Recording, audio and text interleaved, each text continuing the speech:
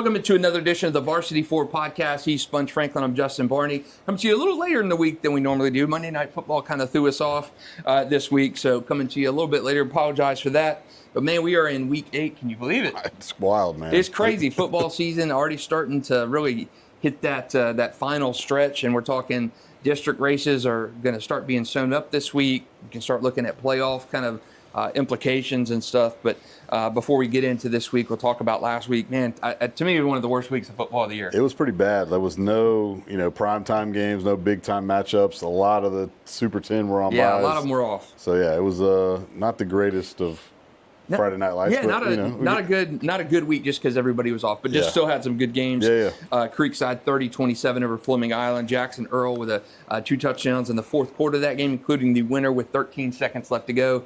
Those teams have played some unbelievable games in recent history. The last 5 games in that series, Creekside has won 4 of those, has won all 5, but has won 4 of those by 3 points or less. Unreal kind of finish in those games, and really good performance from Creekside. And they're on the verge of a district championship this week. We'll talk about that in a minute. But not a lot of game. I mean, so many teams are off in week 7, and that kind of falls on the calendar where teams get that first district game in and then kind of hit that pause button and then reset for that last kind of stretch run. A couple others from last week: Trinity 22, Riverside 13. So Trinity gets back on the winning path. They've got Episcopal this week. So we'll see how, if Trinity can kind of make that late season run. Ed White 48-21 over Atlantic Coast, one of the few Super 10 teams in action last week. Mandarin 38, Rockledge 10. And the Northwest Classic reigns 53. Jean Rabeau 0 in that game. So Rebault still struggling to get wins in that series. Range is just on another level. Not a surprise. Not at all. I think I said 56-0, so it's pretty close. My predictions, I keep giving teams points, even though I probably shouldn't give them points. But sometimes you got to throw a couple points out there. And how about Wolfson proving me wrong again? Yeah. I picked them to lose to Stanton. They win 45-8. So that's 2 wins in the last 3 weeks for Wolfson. And the crowd out there was unbelievable. So Wolfson, I don't think they'll win this week against Baldwin, but good run for Wolfson. Wolfson and Stanton and Paxson all doing really good things on the football field this year. So Wolfson letting me hear about my bad predictions, and rightfully so. Very warranted, Wolfpack. I hear you on that. But Super 10. Yeah. Not a lot of changes for me. You really can't have changes when you're not playing. So not a lot of changes for me. I think I've got all 10 still the same. 10 Ed White, 9 Beachside. Beachside with a big win last week. 45-14 over Tecoy Creek. Vincent Gallela, a former Tecoy Creek player, now at Beachside, 4 rushing touchdowns in that game. He was toting it. And it's crazy in my prediction when I sent Alessandro keys to the game last week, I said, don't worry about the running game. Throw it all over the place. Throw it all over. Eddie Jordan is just fantastic with his receivers. I think Beachside and Pete Duffy may have read that and said, hey, we're going to give it to Vinny Gallela. Yeah. And big game. And Tyler Richardson had a great interception in that game. I don't know if you saw any of the game of the week, but he had a pick in that game as Tecoy Creek is going to score, and it's like a 67-yard interception return down inside the 5 that really swung open that game and made that game a lot more lopsided than it was. I think at that point it was like 17-10. Right. And Tecoy was going in to possibly tie that game. So huge defensive play, flip that switch. Remind me of the Devin Lloyd pick. I was just about to say Monday Night Football, I was man. About to say, when you get that quick change where you're about to put points on the board, either to maybe tie it or take the lead or just cut into that lead, and you get that 14-point swing in a sense, it's deadly. Yeah, that's tough. And hey, credit to Beachside for that defense. They're used to winning those shootout games where Eddie Jordan is throwing for so many yards, his arm's about to fall off. He had 535 in a game this year, school record against Bishop Kenny. So Beachside knows how to throw it very well, and if they can continue to incorporate the running game, they're going to be tough out, and I think they're on the way to a district championship here in the next couple of weeks. A good one for Beachside. Yeah, but Beachside was number 9 for me. 8 and 7 continue to be Columbia. Bradford. 6 is Nease, I believe. 5 is Oakleaf. 4 Mandarin. 3 Bowls. 2 Rains, and 1 St. Aug. Yep, I'm exactly there with you.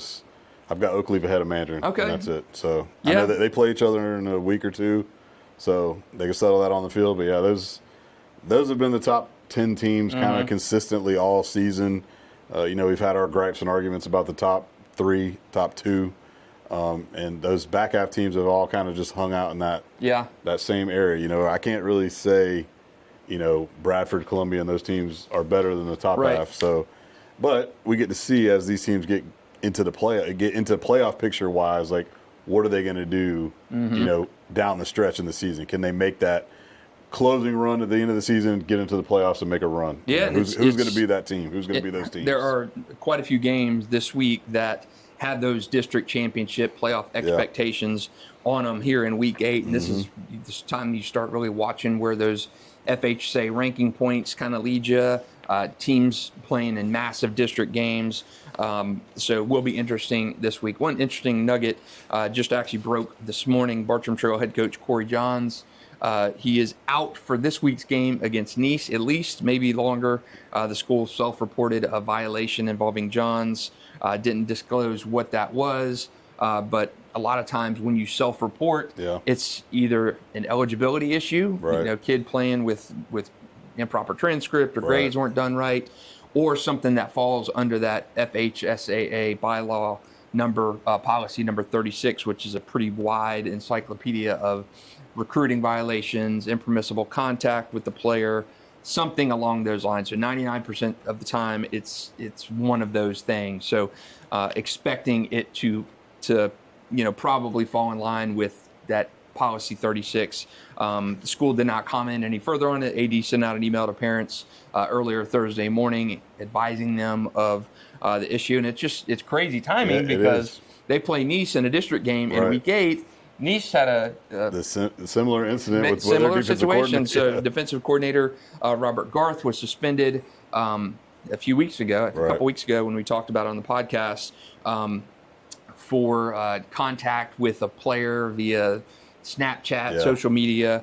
The player was enrolled at Sandalwood at the time, and Nease has said they will appeal that. I think Robert's appeal hearing is October 16th, so he will get his chance to appeal. And anyway, his 6-week punishment, you suspended usually 6 weeks for an infraction of that. So his hearing will be October 16th, and if that's upheld, then his suspension will run out at the beginning of November. So he'll have a chance to still, you know, if things shake out and he's welcomed back, have a chance to come coach for any kind of playoff run for Nease. So, but interesting timing that Bartram. Corey Johns is out this week when they're playing Nease, who also has a big coach, defensive coordinator out for a violation of that policy 36 on illegal contact or whatever it is. So just weird timing in St. Johns County for all this stuff. Yeah, you just don't. It's one of those funky situations, man. Like what are y'all guys doing out there, man? It's crazy. You know, a lot of the situations recruiting wise. I mean, you get out of every school recruits, every school, and I don't care who it is. I don't care every school does some form of recruiting. I don't care what the coach is, AD, whatever. Every school does some form of that. Be it your players reaching out to other kids to come over to our school, assistant coaches doing that. Every school does it. Now it's on the school. The other school is on the receiving end of it, or finds out to report to report that and do that, and it happens all the time in the state. Just so happened that we have two kind of cases simultaneously going on at the same time between two schools in St. Johns County, but recruiting happens every single place. Yeah, like I say, kids recruit other kids to come over and play, and then then they try to get the back channel deals of who needs to go talk to who. It happens. It happens with Pop Warner. Yes. Come play at my park versus this park. Yep. Come tell your dad to call this dad. All that stuff. So parents, it's definitely one of those things that you can kind of see it matriculate. To where it's all over. Pop Warner up to the next level, up to the next level. It's the same in college football. There's back channel deals going on with now the transfer portal and come transfer over here, come over here. It's just gotten more prevalent now with high school because of being able to just leave and go wherever you want, school choice and all that stuff. But even then, you're always wondering okay, how did this kid back in the day? You're like, how did this kid decide to say he wanted to come here? Some of it might have been off of their own kids being like, you know what, I just play for a sorry team and I want to go play for somebody good. Some of that definitely happens. But 9 times out of 10, somehow, some way, something Yep. was said to basically be like, okay, you should leave school A to go to school B. Start the process. A few years ago, there was a coach in town of a school who was showing me text messages from another head coach at a school who was trying to steal a player from this head coach's school. It plain as day. Checked the phone number. Right. It was confirmed to be from a head coach at a very big school, and I asked the other coach who was showing this to me. I said, "Why are you going to report that to the FHSAA?" And he said, "Well, I don't really want to do it." Mm-hmm. Why don't you want to do it? Well, when you're guilty of the same thing. Exactly. So the kid ended up leaving the school who the coaches told me, and went to the other school, had a really good career.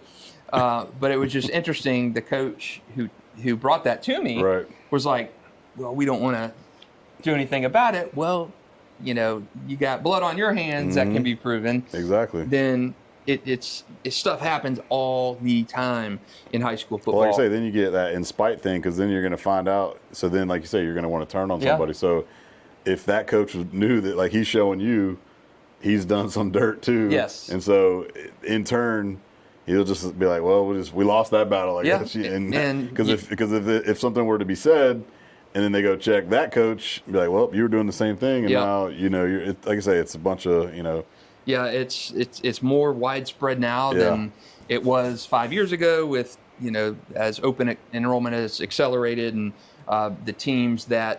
the really good teams are going to continue to get those good players. I mean, kids are smart, parents are smart. Mm-hmm. There's all the back channel kind of workings, and it happens all the time. And the FHSAA does not want to handle these cases anymore, because you got the state breathing down your neck.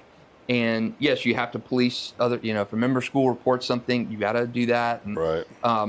The onus is on the FHSAA to prove these cases now beyond a reasonable doubt, because the state's breathing down your neck. Right. And you've got the State Department of Education, Florida Education Commissioner, putting out public tweets now about Teddy Bridgewater and stuff like that. And you're really making it more difficult for the FHSAA to do the job, because you've got this pressure from the state of Florida saying, "Hey, we're watching you, we're watching you."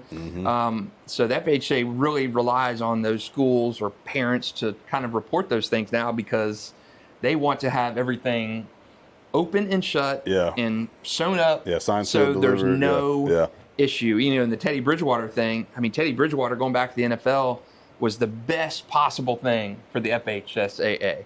You slap a phantom 1-year suspension on him, knowing he's not going to coach again this year because he's in the league. I saw Teddy Bridgewater on like a State Farm or Progressive commercial the other day, a Geico commercial. You slap this phantom penalty on him, so that takes care of that.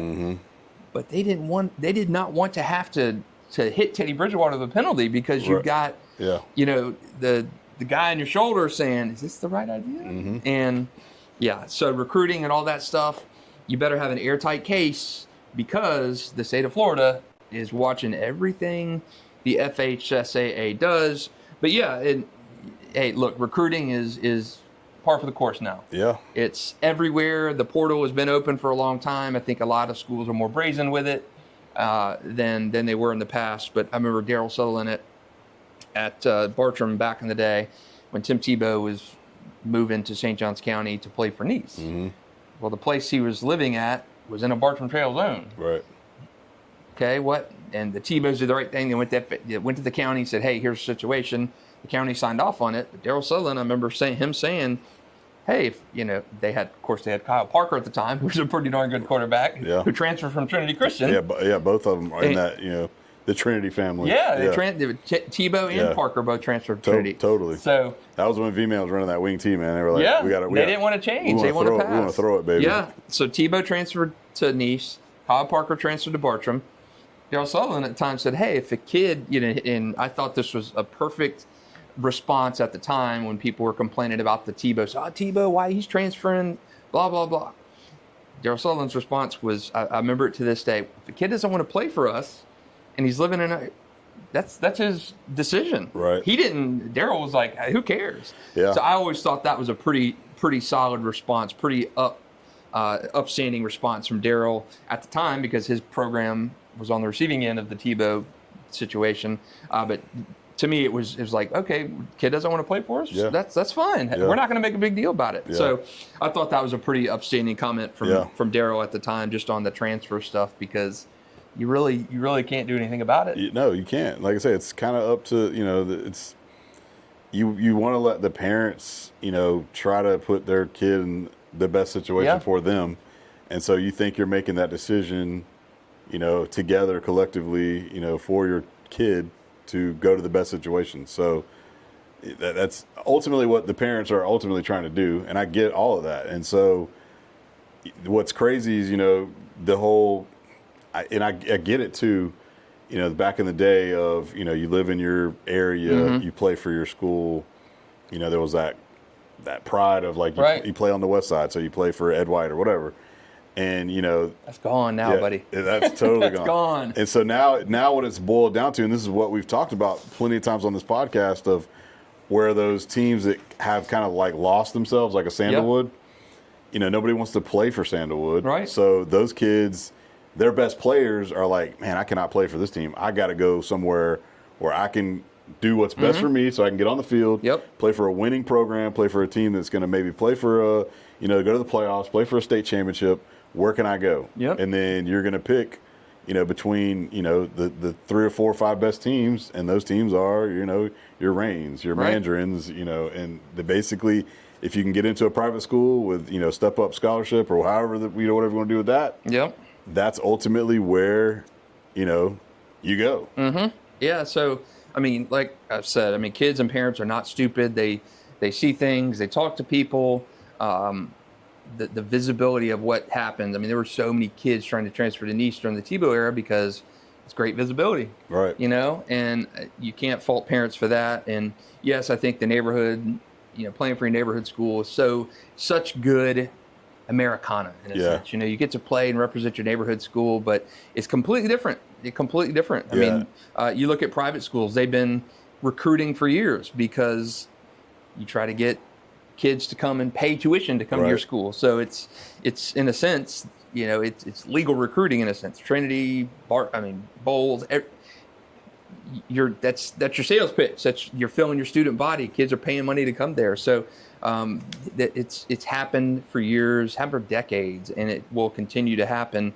But it's just interesting timing with that's why I think the in flipping gears on that is what makes the small town style, like a Bradford, Columbia, Madison County, those are your basically kind of like your neighborhood schools. Exactly. And so that's where that environment is always fun to, because you're playing for your area. And I guess what's kind of solidified that too is, Clay and St. Johns County, St. John's more so they've got more, I guess their teams are a little bit better. Clay, they're kind of in the same situation as Duval. There's not as many schools, but there's only 2 or 3 really superior schools, and everybody else is kind of like, on the bottom rung, like we talk about with Sandalwoods and teams that are really struggling. And so, if you live out in Clay County, you're going to want to go play for one of the better Clay County teams. So like I want to go to Oakleaf, or I want to go to Fleming, or who's the hot team. So if you're at Ridgeview or Clay, you're like, I don't want to play for Clay or Ridgeview. I'm going to get out of here. I'm going to go play for Oakleaf. So, and St. Johns County, it can be similar as well, but I think the crop is good out there with some of those teams. So it's just not as too spread out. But trust me, if a kid wants to play at Tecoy and then go to Beachside or vice versa, they're going to go do it, whichever thing they think benefits them. To try to get playing time to get to the next level. And the state has allowed that to happen, and I think you just see kind of the byproduct of the open enrollment and the transfer portal in Florida, and it is kind of what it is at this point. So, okay, switching gears from recruiting and open enrollment, all that stuff, to week 8, the high school football season. We got some big games this week that are going to decide playoff spots. I mentioned Creekside and Atlantic Coast. That one's for a district championship. Atlantic Coast has been capable of putting up some points. Creekside's getting back on track. Creekside won its first district championship in program history last year. They get a chance to add a second one this week. So Baldwin and Wolfson, you say district game there, but that's big because if Baldwin beats Wolfson and Bowles beats Jackson, district championship for Bowles, that scenario is going to happen. A couple others for big district game, Bishop Kenny Menendez. Other ones down here, First Coast Oakleaf. First Coast, they upset Oakleaf. That's huge. I don't think that happens. I think Oakleaf takes another step towards district championship showdown game against Mandarin here in a couple weeks. Fleming Island Beachside, I mentioned Beachside's good. I mean, Beachside's been on a tear, so they have a chance to. They could win a district championship if another upset happens. I don't think it does, but that's a big game. Fletcher Mandarin's our game of the week. Yeah. Who do you like in this one? The Mustangs. Yeah. Yeah. They obviously put a number on Rockledge last week. You know, we talk about C4's team all the time. He's doing a heck of a job over there. It's just getting over the hump of winning one of these big time games. You know, can they do it is the question. But they do it? I think Mandarin's the favorite in that game. Yeah, I just like Mandarins. They're clicking, you know, offensively. Obviously, we talked about Bryson a ton as being just the superstar that he is. But I think Mandarin's coming along. You know, they're doing what they need to do to kind of push to that playoff run. So we'll see. I think they're the better team. They got too many horses. And you know, Fletcher's got a good team. I worry about Fletcher on offense having enough to kind of get over that hump. They got some horses though, especially on the defensive side of the ball. But I do think Mandarin is the winner and the favorite in that game. Yeah. And they stay on course for that Oakleaf collision here in a couple of weeks. That is going to decide that district championship. A couple others this week. Madison County at Rains. I think it's going to be a good game. Madison County is better than its 2-4 record indicates. They're coming to the graveyard. Nease at Bartram, mentioned that one heavily. That one's a district game as well. So Bartram's still alive in that district race. Nease has already got a district loss. So, you know, if Bartram upsets the apple cart there, Nease is going to have to sneak in the playoffs via points. And Nease has lost 2 in a row, granted to St. Augustine and Buchholz. So 2 really good teams there. Otherwise, St. Augustine can wrap up a district championship with a win at Clay and then a Columbia win over Ridgeview. Very likely both scenarios happen. Trinity at Episcopal. You know, Episcopal's off to a good start. Hasn't played the schedule of Trinity Christian, so I think Trinity probably the favorite in that one. Yeah, I think Trinity wins that one too. I know Episcopal's 6-1. Yep. But yeah, they haven't played the type of schedule Trinity's played. And if you flip roles, Trinity would be 7-0 with that schedule. Yep. Trinity's still struggling, but they found a way to at least beat Riverside. But they gotta tighten it up, man. Yeah, they do. Like I said, I know it's been a disappointing season over there, and I know they're not happy. I know V-Man's not happy with the way things have shaken out so far, but go win some games here and you know, make a little noise if you can. Yeah, and I still think Trinity's in good position to make some noise. I mean, you're in a region, Providence, UC. You're better than those teams, in my opinion. Yeah, and I think I think it's going to come down to Providence and UC and Trinity in that regional final, like it always does. UC a loss last week to True North out of Miami. True North's a tough team. UC's played a weird, tough schedule. They got Hawthorne this week. That's a tough game. Yeah, they have had it. I feel like we haven't talked about them a lot because they play weird teams. They're not playing anybody locally. They're not playing like Bishop Kenny or Trinity at UC in the regular season or Bowles or they haven't. Yeah, they haven't. It's been weird. They played UC. They played Impact Christian and walloped them. And they lost to Bishop Kenny, which was they lost on a block PAT. The last second so haven't played a lot of local teams.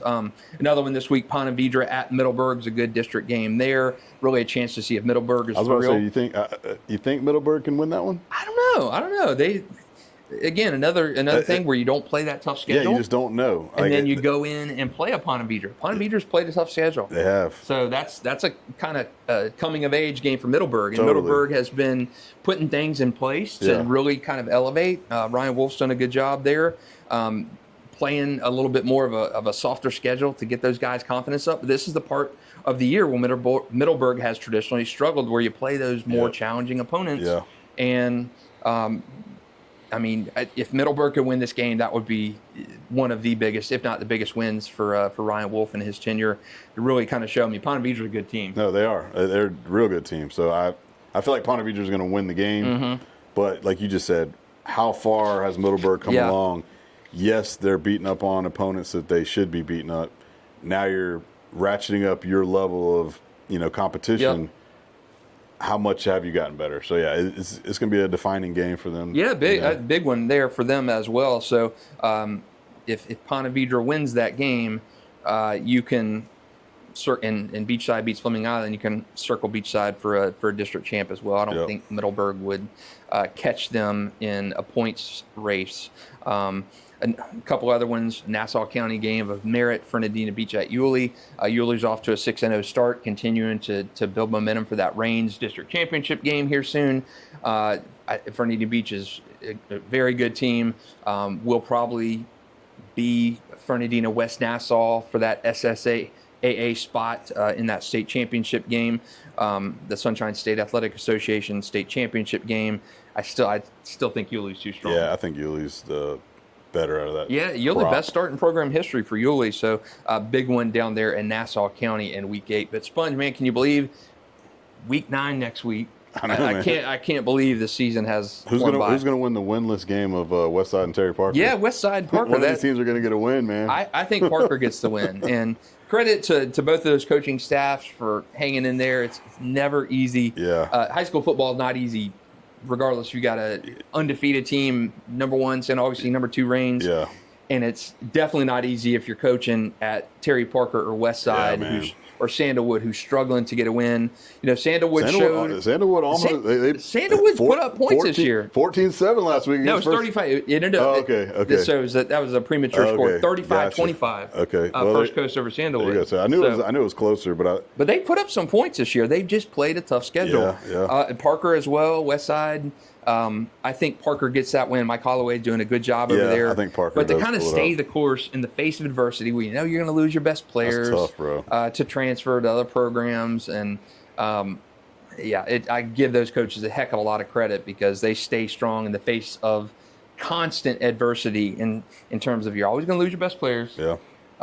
And you're still putting out a product each week. That's why I think teams like that should explore. Yeah. Like the Paxson, West Nassau, Fernandina, the path of the SSAA. I think you could bang with those teams there and have that success. But that's, again, a conversation we've had time and again. Multiple times. And it's not going to happen this year. But, man, Sponge, it's been fun. Week 9, Another baby. one Week 9. in the books. Week 8 is on Friday night, and we are going to be talking week 9. I cannot believe it's here so quickly. Yeah, we'll be talking a little bit of playoffs. It's crazy, man. Playoffs are right around the corner. We're going to have a clearer playoff picture next week after a lot of these games. So, man, hopefully we won't come to you so late in the week next week. We'll get but no Monday night game. But, man, crazy week in Northeast Florida. Yeah, it's been Jaguars. Good. Gators beat Texas. Man, a lot of crazy stuff going on. He's Sponge Franklin. I'm Justin Barney. Thanks for listening. Thanks for watching.